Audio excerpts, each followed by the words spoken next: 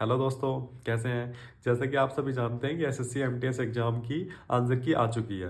तो अपने इस लेक्चर में हम एसएससी एमटीएस एग्जाम के इंग्लिश सेक्शन का डिटेल में एनालिसिस करेंगे, जिससे कि आपको इंग्लिश सेक्शन के क्वेश्चन को सोल्व करने में काफ़ी इजीनेस हो गई। आप आसानी से क्वेश्चन को सोल्व कर पाएंगे और आप अपनी अच्छे से स्ट्रेटेजी भी बना पाएंगे कि कौन कौन से क्वेश्चन आते हैं और कैसे कैसे उनको अच्छे से और एक्यूरेसी के साथ में सोल्व किया जा सकता है। ठीक है दोस्तों, तो आप जानकारी को जानने के लिए मेरे साथ वीडियो में बने रहिए। हम डिस्कशन स्टार्ट करते हैं। ओके दोस्तों। तो हमारा जो फर्स्ट क्वेश्चन है वो कहता है कि हमको एंटोनिम सेलेक्ट करना है of the given word. Feud, feud हमारा वर्ड है। ठीक है। फ्यूड का मतलब होता है किसी से लड़ाई करना या फिर किसी से झगड़ा करना। ठीक है, क्वार या फिर फाइट। ठीक है। तो जो फ्यूड का एंटोनिम होगा वो होगा हार्मोनी। हार्मोनी का मतलब होता है किसी से कोऑर्डिनेशन एस्टेब्लिश करना, मतलब किसी के साथ में सामंजस्य में रहना। ठीक है, किसी से मिलजुल कर रहना, वो होता है हमारा हार्मोनी। ठीक है। तो जो हमारा फ्यूड का एंटोनिम होगा वो होगा हार्मोनी। ठीक है, जो थर्ड ऑप्शन है। बाकी जो वर्ड है ग्रोस, ग्रोस का मतलब होता है टोटल। ठीक है, जैसे कि हमारी जो सैलरी आती है वो एक ग्रोस सैलरी आती है। ठीक है, पूरी आती है, उसमें से फिर कुछ डिडक्शन होते हैं, कुछ कटौती होती है। जैसे कि हमारा एचआरए कट गया, एनपीएस कट गया। ठीक है। तो जो बाकी जो सैलरी बच जाती है उसको नेट सैलरी बोलते हैं। ठीक है। तो जो हमारी जो कंप्लीट सैलरी है उसको बोलते हैं ग्रोस। ठीक है। पैरिल, पैरिल होता है किसी डेंजर की सिचुएशन में होना। ठीक है। तो पैरिल का जो मतलब होता है वो होता है डेंजर। ठीक है। और विगर, विगर का मतलब होता है एनर्जी या फिर एंथुजियाज्म। ठीक है। मतलब जो विगर जो हमारा वर्ड है उसका मतलब होता है कोई बंदा जो जैसे एनर्जेटिक है या फिर एंथुजियाज्म है उसके अंदर, तो उसको बोलेंगे कि वो विगर है। ठीक है। देन नेक्स्ट क्वेश्चन है हमारा parts of the following sentence have been given as option, select the option that contains the error. ठीक है, एक हमको सेंटेंस दिया गया है, हमको इसमें से एरर सेलेक्ट करना है कि कहाँ पे इसमें एरर है। ठीक है। तो क्वेश्चन है हमारा, सेंटेंस है हमारा, all these things happen because she do not पे हीड टू माई वर्ड्स। ठीक है, ये सब चीज़ें होती हैं क्योंकि वो क्या करती है, वो सी डू नॉट पे हीड टू माई वर्ड्स, तो वो मेरे वर्ड्स है उनको ध्यान से नहीं सुनती है। ठीक है। तो यहाँ पे हमने क्या किया है, यहाँ पे सी के साथ में डू नॉट यूज हुआ। ठीक है। बट जो डू नॉट यूज होता है वो होता है प्लूरल के साथ में यूज, बट जो सी है वो हमारा है सिंगुलर। ठीक है। तो जो एरर है हमारा वो इस सेंटेंस में है, बिकॉज सी डू नॉट। ठीक है, जो फोर्थ ऑप्शन है वो हमारा करेक्ट हो जाएगा। तो यहाँ पे आना चाहिए because she does not. Then हमारा थर्ड क्वेश्चन है, select the most appropriate option that can substitute the underline segment in the given sentence. मतलब इसको हमको सब्सटीट्यूट करना है। ठीक है। क्या हमारा सेंटेंस क्या, professor said that I will be late for the lecture. ठीक है, प्रोफेसर ने कहा कि वो लेक्चर के लिए लेट हो जाएगा। तो ये हमारी क्या है, इनडायरेक्ट स्पीच है। इनडायरेक्ट स्पीच में जो हमारा आई है वो किसके अकॉर्डिंग कन्वर्ट हो जाता था, सब्जेक्ट के अकॉर्डिंग, प्रोफेसर। ठीक है। तो यहाँ पे आएगा इसका, professor said that he would, will का वुड हो जाता था, he would be late for the lecture. ठीक है। ये मैंने आपको नरेशन वाली क्लासेस में बताया भी था कि कैसे इसका कन्वर्जन होता है, डायरेक्ट से जब इनडायरेक्ट बनाते हैं। ठीक है। तो ये हमारी इनडायरेक्ट है, तो इनडायरेक्ट में यहाँ पे ही वुड भी होना चाहिए। तो ये जो हमारा थर्ड ऑप्शन है ये करेक्ट हो जाएगा, he would be late for the lecture. Okay दोस्तों। देन है हमारा question number fourth, select the incorrectly spelled word. ठीक है, इनमें से इनकरेक्ट को हमको सेलेक्ट करना है। तो इसमें से पहला है सेपरेट, सेपरेट ठीक है। ठीक है, सेपरेट का मतलब होता है अलग अलग होना। सेकंड है हमारा अकोमोडेट, अकोमोडेट होता है मतलब किसी को शरण देना। ठीक है, तो अकोमोडेट भी ठीक है। डेफिनेटली, डेफिनेटली की स्पेलिंग ठीक है। बट जो एम्बेरस है, एम्बेरस की स्पेलिंग यहाँ पे हमारी गलत है। ठीक है, एम्बेरस का मतलब क्या हो, मतलब कि शर्मिंदगी महसूस करना, ये इसका मतलब होता है। इसकी स्पेलिंग होती है EMBARRASS। ठीक है, ये स्पेलिंग इसकी होती है करेक्ट। देन नेक्स्ट हमारा क्वेश्चन है, appropriate meaning of the given idiom. जो इडियम है उसका हमको मतलब बताना है। इडियम क्या हमारा, सेल लाइक हॉट केक्स। ठीक है, सेल लाइक हॉट केक्स का मतलब क्या होता है, मतलब जो चीजें बहुत जल्दी से सेल आउट हो रही है उसको बोलते हैं सेल लाइक हॉट केक्स। ठीक है, क्विक सेल आउट, तो ये ऑप्शन इसका करेक्ट हो जाएगा। मतलब जो चीजें जल्दी जल्दी हमारी सेल हो जाती हैं उसको हम बोलते हैं sell like hot cakes. Like tickets are selling like hot cakes, मतलब जब टिकटें हैं वो जल्दी जल्दी बिक रही हैं, ठीक है। देन हमारा question number 6, select the most appropriate option that can substitute the underline segment in the given sentence. मतलब ऑप्शन को सिलेक्ट करना है जो हमारा जो अंडरलाइन सेगमेंट है उसको सब्स्टिट्यूट कर सके उससे, ठीक है। Andrew will playing basketball at the college tournament, ठीक है। तो यहाँ पे क्या है, एंड्रू विल प्लेइंग है। पहली बात तो जो है विल के साथ में वर्ब की फर्स्ट फॉर्म लगती है, तो ये गलत है। देन हमारा है आर प्ले द, आर के साथ में क्या लगता है, प्लेइंग, आर के साथ में वर्ब की फर्स्ट फॉर्म प्लस में आईएनजी लगता है, तो ये गलत हो गया। सेकंड है आर प्ले, ये भी गलत हो गया, ठीक है। और जो फोर्थ है इज प्लेड, इज प्लेड ये हमारा कब यूज होता है, पैसिव वॉइस में यूज होता है, ठीक है। ये हमने पढ़ा था कि पैसिव वॉइस में जो इज एम आर है उसके साथ में वर्ब की थर्ड फॉर्म लगती है। तो जो हमारा जो करेक्ट बचा वो सिर्फ थर्ड ही बचा, Andrew is playing basketball at the college tournament, ठीक है। या तो ये ठीक है या फिर यहाँ पे विल प्ले होता, ऑप्शन में अगर विल प्ले होता तो वो भी ठीक होता, ठीक है, क्योंकि विल के साथ में वर्ब की फर्स्ट फॉर्म लगती है। देन है हमारा क्वेश्चन नंबर 7। क्वेश्चन नंबर 7 क्या कहता है, Hardik Pandya hit 4 and score 72 run in the match, ठीक है। हार्दिक पांड्या ने क्या किया, हिट किया 4 कंजिक्यूटिव फोर्स, ठीक है। तो जो कंजिक्यूटिव है वो ऑप्शन इसका करेक्ट होगा, ठीक है। कंजिक्यूटिव मतलब क्या होता है, फॉलोइंग, किसी चीज को फॉलो करना, जैसे कि एक के बाद एक चीज जो होती है, जैसे एक 4 मारा फिर उसके बाद दूसरा 4 मारा फिर तीसरा मारा, तो उसको बोलते हैं कंजिक्यूटिव फोर्स, ठीक है। और फिर हमारा जो कंटिन्यूस है, कंटिन्यूस होता है मतलब कि जो चीज लगातार चल रही हो, ठीक है। Like Mohan is walking continuously for 2 hours, मतलब लगातार वो 2 घंटे से चल रहा है, ठीक है। ऑनगोइंग का मतलब होता है जो चीज लगातार जो चीज लगातार चल रही होती है उसके लिए भी ऑनगोइंग भी यूज होता है। जैसे ऑनगोइंग, जैसे कोई मीटिंग है वो चल रही है तो उसके लिए क्या यूज करेंगे, मीटिंग इज ऑनगोइंग, ठीक है। ठीक है, ऑनगोइंग मीटिंग, जैसे मीटिंग लगातार चल रही है तो उसको बोलेंगे कि ऑनगोइंग मीटिंग, ऐसे भी यूज कर सकते हैं। कांस्टेंट क्या होता है, कांस्टेंट जो होती है जो चीज ठहरी हुई होती है, ठीक है, उसको बोलते हैं कांस्टेंट। देन हमारा 8th, select the sentence that has no spelling errors, मतलब ऐसे सेंटेंस को सिलेक्ट करो जिसमें कोई एरर नहीं है, ठीक है। The doctor prescribe some medicine to alleviate my persistent, यहाँ पे परसिस्टेंट की स्पेलिंग गलत है, persistent cough which has been bothering की भी गलत है, मी 4 days, ठीक है। तो जो फोर्थ ऑप्शन है वो ठीक है, द डॉक्टर प्रेस्क्राइब, ठीक है, सम मेडिसिन, ये भी स्पेलिंग ठीक है, टू एलिविएट, एलिविएट का मतलब क्या होता है, किसी चीज को कम कर देना, ठीक है। एलिविएट माई परसिस्टेंट कफ, जो उसको कफ लगातार चल रहा था उसको एलिविएट कर दिया, ठीक है। उसके लिए उसने मेडिसिन प्रेस्क्राइब की डॉक्टर ने। Which has been bothering me for days, ठीक है। जो कफ है वो उसको क्या कर रहा था, बोदरिंग कर रहा था, मतलब कि परेशान कर रहा था कई दिनों से। ओके तो अगला क्वेश्चन हमारा क्वेश्चन नंबर 9। क्वेश्चन नंबर 9 क्या कहता है, select the most appropriate synonym of the bracketed word in the following sentence to fill in the blanks, ठीक है। जो ब्लैंक है इसके लिए अप्रोप्रिएट सिनोनिम सेलेक्ट करना है हमको इन वर्ड्स में से, ठीक है। तो ये हमारा सेंटेंस क्या कहता है, द एथलीट परसिवरेंस, परसिवरेंस क्या होता है, मतलब कि किसी कार्य में लगे रहना चाहे कितनी भी डिफिकल्टी आ जाए, ठीक है। The athlete perseverance and mental toughness, mental toughness मतलब कि मानसिक दृढ़ता, फैसिलिटेटेड होगा यहाँ पे, अगर ये यूज करेंगे, facilitated her to overcome adversity and achieve her goals, ठीक है। तो किसी एथलीट की जो परसिवरेंस और जो मेंटल टफनेस है वो उसको फैसिलिटेट ही आएगा, उसको फैसिलिटेट करती है, मतलब कि हेल्प करती है to overcome adversity and achieve her goals, ठीक है। तो जो एडवर्सिटी है, जो कि विपरीत स्थितियां होती हैं, उसको ओवरकम करने में और उसको अपने गोल को अचीव करने में वो हेल्प करती हैं उसको, एथलीट को क्या क्या हेल्प करता है, उसकी परसिवरेंस एंड मेंटल टफनेस, ठीक है। तो यहाँ पे फैसिलिटेट आएगा, ठीक है। तो ठीक है, अगर हम इसको प्रेजेंट में यूज करेंगे तो आएगा फैसिलिटेट, अगर इसको पास्ट में यूज करेंगे तो आएगा यहाँ पे फैसिलिटेटेड, ठीक है। ऐसे फैसिलिटेट और फैसिलिटेटेड का यूज होगा, ठीक है, करती हैं। या फिर अगर ये चीज पास्ट में हो चुकी है, किसी को हेल्प किया है, तो यहाँ पे आएगा फैसिलिटेटेड, ठीक है। तो जो फैसिलिटेटेड है या फिर फैसिलिटेट है, इसका जो सिनोनिम होगा वो होगा इनेबल्ड, ठीक है। इनेबल मतलब कि उसको हेल्प किया, उसको योग्य बनाया उसके, ठीक है।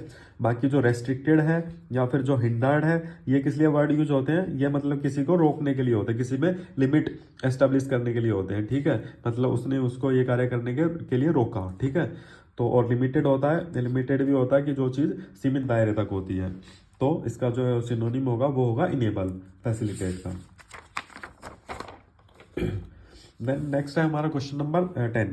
क्वेश्चन नंबर 10 क्या कहता है, हैज़ बीन स्प्लिट, ये सेंटेंस है उसको स्प्लिट किया गया 4 सेगमेंट्स में। तो आपको आइडेंटिफाई करना है the segment that contains the grammatically error. ठीक है, वो सेगमेंट हमको सेलेक्ट करना है जिसमें ग्रामेटिकली एरर है। ठीक है, क्वेश्चन नंबर 10 में throughout my career as journalist, मतलब कि मेरे पूरे करियर के दौरान एज ए जर्नलिस्ट मैंने I covered many important stories, मैंने काफ़ी जो इंपॉर्टेंट स्टोरी है उसको कवर किया। एंड इंटरव्यूड न्यूमरस इंडिविजुअल्स, और काफ़ी जो इंडिविजुअल है उनका इंटरव्यू भी किया। विच अलो मी, ठीक है, ये जो हमारा सेंटेंस है वो पास्ट में चल रहा है, बट यहाँ पे क्या कर दिया, विच अलो मी, जो मुझे अलो करता है, बट यहाँ पे आएगा जिसने मुझे अलो किया। ठीक है, तो यहाँ पे अलोड आएगा, विच अलोड मी टू, जिसने मुझे मतलब इजाज़त दी to share important information and insights with my readers, कि जिसने मुझे इजाज़त की शेयर करने के लिए कुछ इंपॉर्टेंट इंफॉर्मेशन और इंसाइट्स, मतलब कि मेरी जो अंडरस्टैंडिंग है विद माय रीडर्स, मेरे जो पढ़ने वाले हैं उनके लिए। ठीक है, तो जो एरर है हमारे इस पार्ट में, interviewed numerous individuals which allowed me, ठीक है, तो यहाँ पे अलाउड होना चाहिए, तो ये 4th पार्ट है, इसमें एरर है। ठीक है, तो ये हमारा करेक्ट है। देन हमारा क्वेश्चन नंबर 11 क्या कहता है, the following sentence has been split into 4 segments, identify the segment that contains the grammatically error. ठीक है, इसको 4 सेगमेंट्स में क्लासीफाई किया गया है। आपको क्या करना है, उसमें से वो सेलेक्ट करना है जिसमें एरर हो। Harish says that his sister loves to play harmonium. ठीक है, हरीश कहता है कि जो उसकी सिस्टर है वो लव करती है टू प्ले द हारमोनियम। ठीक है, तो यहाँ पे जो हारमोनियम है, जो भी हमारे म्यूजिकल इंस्ट्रूमेंट है, उसके पहले आर्टिकल दा का यूज होता है, डेफिनेट आर्टिकल का यूज होता है, जो कि हमारा दा होता है। ठीक है, तो ये हमारा एरर है, हारमोनियम के पहले दा होना चाहिए, तो इसमें एरर है। देन हमारा क्वेश्चन नंबर 12 क्या कहता है, select the most appropriate option that can substitute the underline segment in the following sentence, मतलब कि जो इसको सब्स्टिट्यूट कर सके वैसा हमको सिलेक्ट करना है इन 4 वर्ड्स में से। Selling, purchasing and using an illegally copied product is a criminal offence. ठीक है, मतलब कि बेचना, खरीदना और यूज करना एक इलीगली कॉपीड प्रोडक्ट को एक क्या है, क्रिमिनल ऑफेंस है। ठीक है, इलीगली कॉपीड प्रोडक्ट के लिए हम यूज कर सकते हैं पायरेटेड। ठीक है, तो जो पायरेटेड चीज क्या होती है, मतलब कि जिसपे मतलब कि मनाही हो कि मतलब इसको यूज नहीं किया जा सकता है। ठीक है, और उसी का यूज हो रहा है, तो उसको बोलते हैं पायरेटेड। ठीक है, जैसे कि कई बार क्या होता है, जैसे मेडिसिन बनाई जाती है डॉक्टर के द्वारा, फिर उस पर क्या लगा देते हैं, पेटेंट लगा देते हैं, कुछ साल तक इसको कोई और नहीं बेच पाएगा, ना ही खरीद पाएगा, सिर्फ यहीं से बिकेगी वो जो डॉक्टर उसको बना रहा है। ठीक है, तो इसको बोलते हैं पेटेंटेड। ठीक है, तो उस चीज को बोलते हैं पेटेंटेड। तो अगर उसी चीज का फिर इलीगली सेल हो रहा है, जैसे इलीगली सेल हो रहा है, तो उसको बोलेंगे पायरेटेड। ठीक है, तो यहाँ पे पायरेटेड यूज होगा। और जो ऑब्सोलीट है, ऑब्सोलीट चीज होती है जो कि काफी पुरानी होती है। आउटलार्ड होती है, जो कि मतलब कि जो कि गैर कानूनी होती है, उसको बोलते हैं आउटलार्ड। और एक क्रूक्ड होती है, जो कि मतलब धोखाधड़ी के साथ में जो चीज होती है उसको बोलते हैं क्रूक्ड। फिर नेक्स्ट क्वेश्चन है हमारा क्वेश्चन नंबर 13। क्वेश्चन नंबर 13 क्या कहता है, select the most appropriate option to fill in the blanks. The hiring manager has already offered you the job, now to accept or decline the offer। ठीक है, जो मतलब hiring manager है उसने तुमको जॉब ऑफर कर दी है, नाउ मतलब ये क्या तुम्हारे ऊपर ही है, टू एक्सेप्ट करो या फिर उसको मतलब कि डिक्लाइन कर दो, मना कर दो। तो इसके लिए हमारी कौन सी इडियम यूज होगी, the ball is in your court. ठीक है, the ball is in your court, इसका मतलब होता है कि it is up to you. ठीक है, तो आपके पाले में बॉल है, इसका मतलब क्या है कि सिचुएशन तुम पे डिपेंड करती है। ठीक है, तो इसका मतलब होता है it is up to you, तो ये वाली इडियम यहाँ पे यूज होगी। बाकी जो इडियम है जैसे कि पुल योर लेग का मतलब होता है किसी के पैर को खींचना, मतलब कि किसी को धोखा देना। ठीक है, गेट योर एक्ट टुगेदर, मतलब कि अपने एक्ट को एक साथ कर लेना, मतलब कि खुद को ऐसे ऑर्गेनाइज कर लेना ताकि जो तुम्हारे एक्ट हैं वो काफी इफेक्टिव हो जाए। ठीक है, इसका ये मतलब होता है। A penny for your thoughts, मतलब कि ए पेनी फॉर योर थॉट्स का मतलब होता है कि एक पेनी दो और तुम अपने थॉट्स मुझे, एक पेनी लो और अपने थॉट्स मुझे दे दो। ठीक है, मतलब to get the information from someone. ठीक है, उसका मतलब होता है a penny for your thoughts. ठीक है। तो नेक्स्ट क्वेश्चन हमारा क्वेश्चन नंबर 14 क्या कहता है कि अप्रोप्रिएट ऑप्शन को सिलेक्ट करना है इस ब्लैंक में फिल करने के लिए। ठीक है, तो ये हमारा सेंटेंस क्या है, Oberon does not like the way Demetrius dash to Helena. ठीक है, ये हमारा प्रेजेंट में है, स्टार्टिंग मेन वर्ब प्रेजेंट में, तो यहाँ पे भी प्रेजेंट ही आएगा, तो यहाँ पे आएगा टॉक्स। ठीक है, ओबेरॉन ने उस वे को लाइक नहीं किया जिस वे में डिमेट्रियस टॉक्स टू हेलिना, जिस वे में डिमेट्रियस हेलिना से बात करती है। देन नेक्स्ट है हमारा ईडियम है, फिर से select the most appropriate meaning होता है गिवन ईडियम। इस ईडियम का हमको मीनिंग बताना। लेट स्लीपिंग डॉग लाई, मतलब कि जो कुत्ते सो रहे हैं उनको सोने दो, मतलब कि इसका मतलब हो जाएगा to leave an existing situation as it is, मतलब जो सिचुएशन जैसी है उसको वैसे ही छोड़ दिया जाए, ये मतलब होगा लेट स्लीपिंग डॉग लाई। उसके बाद है क्वेश्चन नंबर 16। क्वेश्चन नंबर 16 क्या कहता है, select the option select the option that can be used as one word substitute for the given group of words। ठीक है, इन वर्ड्स ये हमारा एक सेंटेंस दिया हुआ है, इसके लिए हमको एक वन वर्ड सेलेक्ट करना है। A cage for the birds और a place for keeping the birds in a confined space. ठीक है, एक सीमित दायरे में बर्ड्स को रखने वाले प्लेस को क्या बोलते हैं, उसको बोलते हैं हम एवियरी। ठीक है, एवियरी जो प्लेस होता है वो होता है कि जहाँ पे बर्ड्स को रखा जाता है। ठीक है, एपियरी होता है जहाँ पे मधुमक्खियों को पाला जाता है, उसको बोलते हैं एपियरी। एक्वेरियम होता है जहाँ पे फिश को पाला जाता है, फिश को रखा जाता है। ठीक है, अरेना जो होता है वो यूज होता है स्टेडियम के लिए। ठीक है, स्टेडियम के लिए स्टेडियम, जैसे कि हमारा जो क्रिकेट स्टेडियम हो गया या फिर रेसलिंग का जो ग्राउंड है उसको बोलते हैं। ठीक है, तो नेक्स्ट क्वेश्चन है हमारा क्वेश्चन नंबर 17। क्वेश्चन नंबर 17 क्या कहता है, हमको सिनोनिम सिलेक्ट करना of the given word repulsive. Repulsive जो हमारा होता है वो चीज़ होती है जैसे जो चीज़ काफ़ी गंदी हो, जैसे डिस्गस्टिंग, या फिर जो हमारे लिए हमको अच्छी नहीं लगती उसको हम बोलते हैं रिपल्सिव। ठीक है, जैसे कि चुंबक है, चुंबक नॉर्थ पोल और नॉर्थ पोल आपस में क्या करते हैं, रिपेल करते हैं, वो एक दूसरे को लाइक नहीं करते हैं। ठीक है, तो जिस चीज़ को हम लाइक नहीं करते हैं उसको हम बोलते हैं रिपल्सिव। ठीक है, तो इसका सिनोनिम होगा वो होगा डिस्गस्टिंग। डिस्गस्टिंग भी क्या होती है, जो चीज़ हमको पसंद नहीं होती है। बाकी अट्रैक्टिव होती है जो चीज़ जिसके हमको आकर्षित करती है। रिलायबल होती है जो चीज़ डिपेंडेबल होती है। ठीक है, जिस पे हम डिपेंड कर सकते हैं उसको रिलायबल बोलते हैं। यूनिफॉर्म जो होता है वो होता है कि मतलब जो चीज़ कॉन्स्टेंट होती है उसको बोलते हैं यूनिफॉर्म। देन नेक्स्ट है ऐसा हमको सेलेक्ट करना है to rectify the spelling of the underline word in the given sentence. ठीक है, इस सेंटेंस में जो अंडरलाइन वर्ड है उसको हमको रेक्टिफाई करना है। रेक्टिफाई मतलब होता है उसको करेक्ट करना है। द सर्जेंट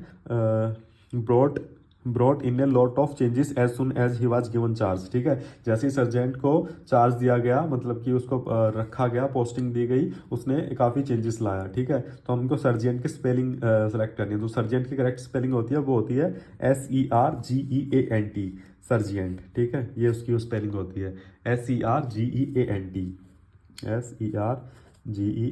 सर्जिएंट कौन होता है, जैसे जो हमारे आर्मी में जो सोल्जर्स वगैरह होते हैं ना उनको हम बोलते हैं सर्जिएंट। देन नेक्स्ट है हमारा क्वेश्चन नंबर 19। क्वेश्चन नंबर 19 क्या कहता है, the given sentence contains an error, select the option that can rectify the error. ठीक है, मतलब वो ऑप्शन को हमको सेलेक्ट करना जो एरर को रेक्टिफाई कर सके।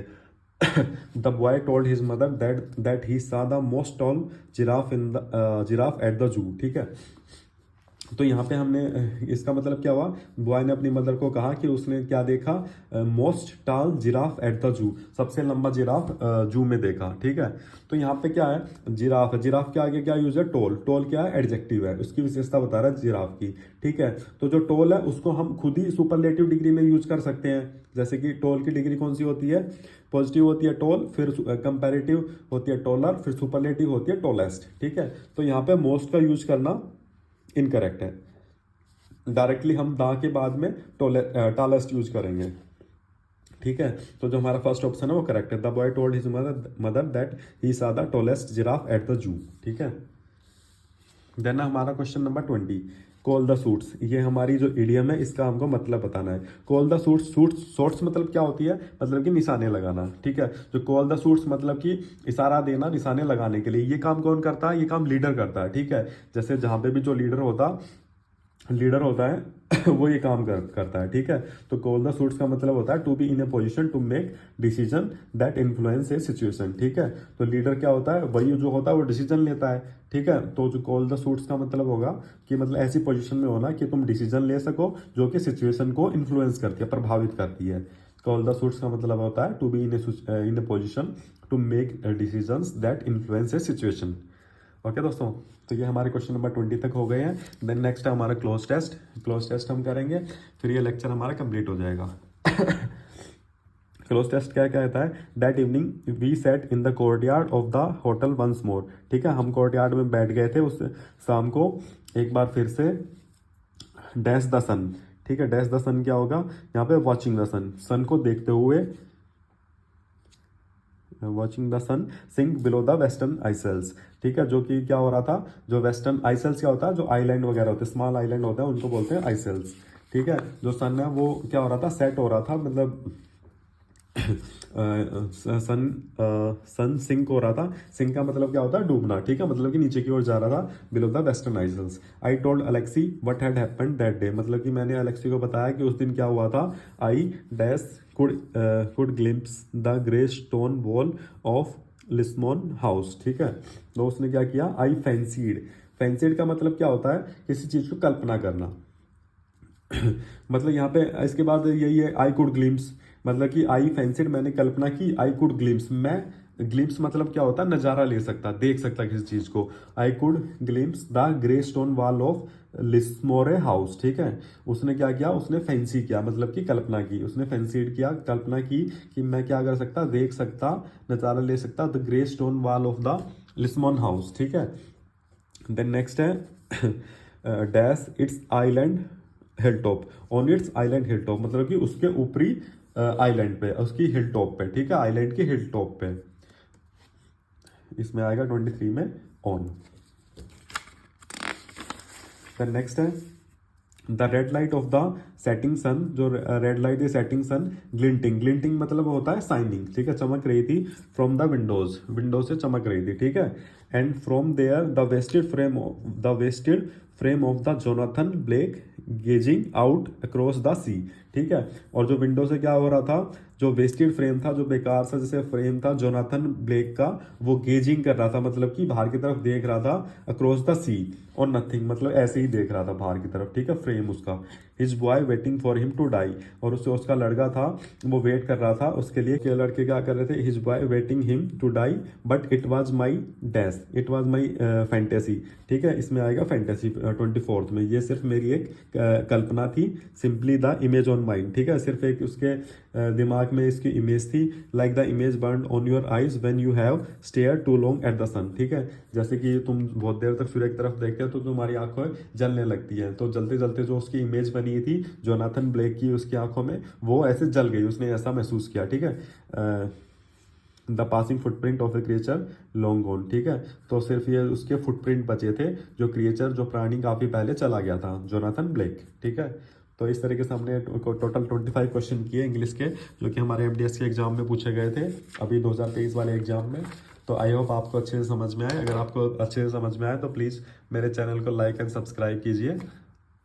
ओके दोस्तों, थैंक यू।